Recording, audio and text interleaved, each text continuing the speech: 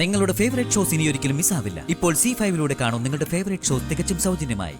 ഞാൻ നേരത്തെ പറഞ്ഞില്ലേ അച്ഛ, അങ്ങനൊരു അവസാനം പറയാറായിട്ടില്ല. ട്രീറ്റ്മെന്റ് നടന്നാൽ മാറാനുള്ള കുഴപ്പമേ അർച്ചനയ്ക്കുള്ളൂ.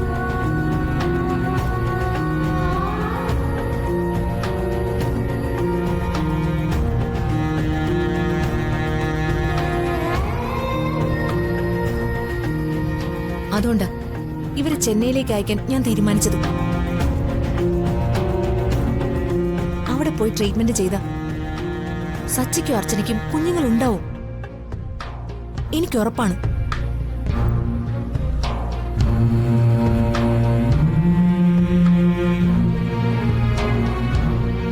സന്ധ്യ ഇത്രയും വിശ്വാസത്തോടെ പറയുമ്പോ അത് തള്ളിക്കളയണോ അച്ഛാ?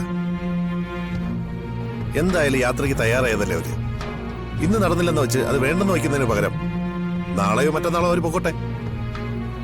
സന്ധ്യ പറഞ്ഞത് വിശ്വാസത്തിലെടുത്താലും അർച്ചനയുടെ ഇപ്പോഴത്തെ മാനസികാവസ്ഥ വെച്ചിട്ട് അവൾ എത്രത്തോളം അതിന് തയ്യാറാവണമെന്ന് അറിയണം.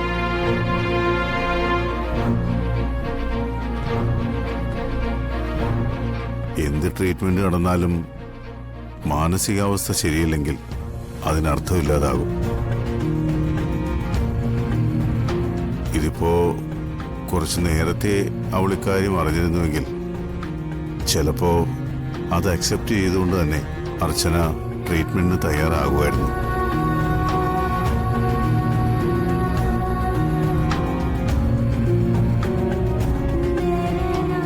ഇപ്പൊ ഉണ്ടായ ഷോക്കിൽ ഇനി അർച്ചനയുടെ തീരുമാനത്തിന് വിട്ടുകൊടുക്കുകയേ നിവൃത്തിയുള്ളൂ. ഏട്ടത്തി പോകുന്നില്ലെങ്കിൽ പിന്നെ ഇപ്പോ തൽക്കാലത്തേക്കെങ്കിലും നിർബന്ധിക്കാതിരിക്കുന്നില്ല അച്ഛൻ നല്ലത്.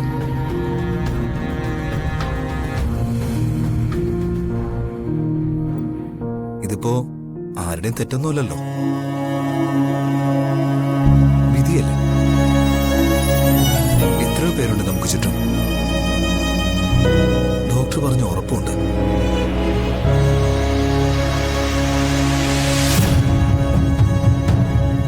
ഏട്ടത്തിക്ക് അങ്ങനെ ഒരു കുറവുള്ളതായി നമ്മൾ മനസ്സിൽ വെച്ച് പെരുമാറരുതെന്നേ ഉള്ളൂ.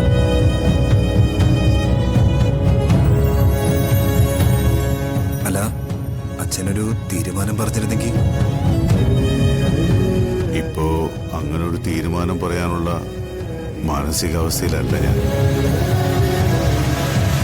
പലർക്കും അറിയാമായിരുന്നൊരു കാര്യം, എന്നാ ഊഹിക്കാൻ പോലും കഴിയാത്തൊരു കാര്യം നടന്നിരിക്കുന്നത്.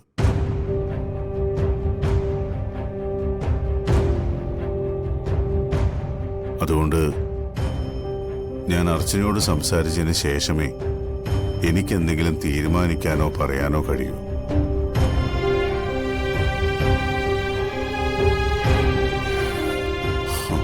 എന്തൊക്കെ പരീക്ഷണങ്ങളാണാവോ ഇനിയും ഈശ്വരന്റെ മനസ്സിൽ.